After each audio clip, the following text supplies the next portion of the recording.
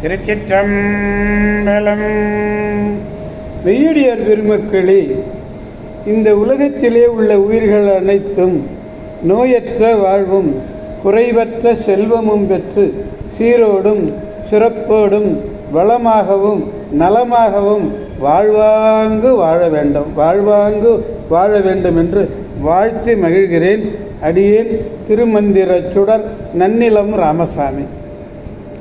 அடியார் பெருமக்களே, நீங்கள் நாள்தோறும் துயில் எழுங்கால் நற்சிந்தனைகளோடு எழுந்து நல்ல அறிவார்ந்த அருளாளர்கள் சொல்லுகின்ற அறிவுரைகளை எல்லாம் கேட்டு அகமகிழ்ந்து நீங்கள் நல்லதையே பேசி நல்லதையே செய்வீர்களேயானால் உங்கள் வாழ்நாளில் எல்லாம் நல்லதே நடக்கும், கவலையே வேண்டாம்.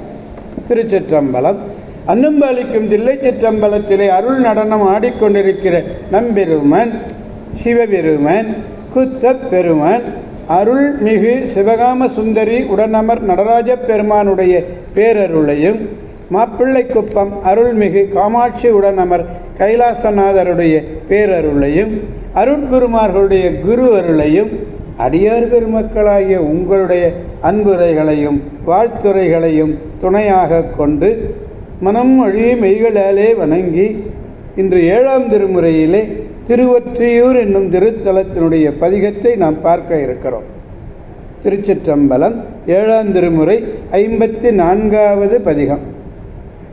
தம்பிரான் தோழர் பெருமானுடைய பேரருளினாலே மகிழ மரத்து அடியிலே சபதம் செய்து சங்கிலியாரை மணந்து மகிழ்வுடன் இருந்து திருவாரூர் பெருமானின் வசந்த விழாவை காண திருவொற்றியூர் எல்லை நீங்கினர். 2 கண்களினுடைய ஒளி மறைந்தது. அதனாலே மூர்ச்சித்து சூளுறவு மறுத்ததால் இந்த வினை வந்து எய்தியது என்று எண்ணி எம்பெருமானை இந்த துயரம் தீர பாடுவேன் என்று நினைந்து பாடி அருளியது இந்த பதிகம். அம்மை வடிவுடை அம்மை படம்பக்கநாதர் ஆதிபுரீஸ்வரர். அப்பர் அம்மை வடிவுடைய அம்மை. அப்பரை பற்றி சொன்னோம். எழுத்தறியும் பெருமான்னு சொல்கிறோம். இந்த பதிகத்திலே 3வது பாடலை பெருமானிடத்திலே நாம் விண்ணப்பிக்க வேண்டும். பாடலை முதலில் காண்போம். கங்கை தங்கிய சடையுடை கரும்பே கட்டியே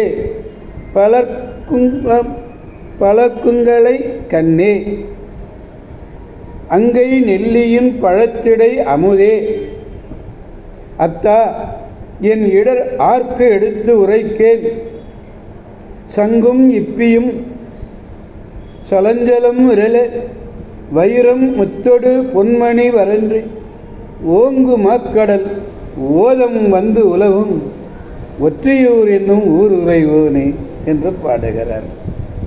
அதாவது கங்கை பொருந்துள்ள சடையை உடையவனே, அடியார்களுக்கு கரும்பாகவும் கட்டியாகவும் அகங்கையிலே கிடைத்த நெல்லிக்கனியிலே உள்ள அமுதமும் போலவும் இனிமையை தருகின்றவனே, அனைவருக்கும் பற்றுக்கோடாய் உள்ளவனே,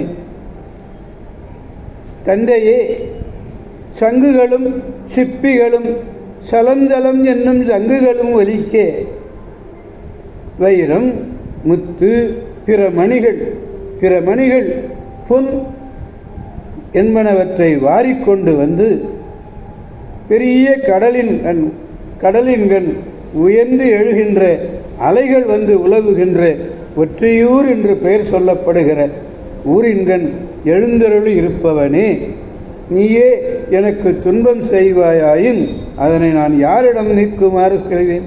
நீயே எனக்கு துன்பத்தை கொடுத்தா நான் யாரிடத்தில் போய் எடுத்து சொல்வேன்? கங்கை தங்கிய சடையுடைமை.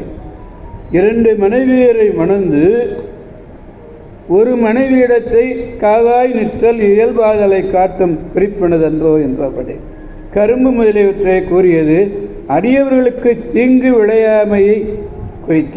அடியவர்களுக்கு எந்த விதமான தீமையும் விழக்கூடாது. சலசல முரலே என்பதை பாடு. கடல் எல்லா மணிகளுக்கும் உறைவிடம் ஆதலாலே அவைகள் அவற்றை வரன்றி வருவதாயின என்கிறார். திருச்சிற்றம்பலம். பாடலை நாம் பெருமானிடத்திலே பாடி மகிழ்வோம். கங்கை தங்கியே சடையுடை கரும்பே கட்டியே பலர்க்கும்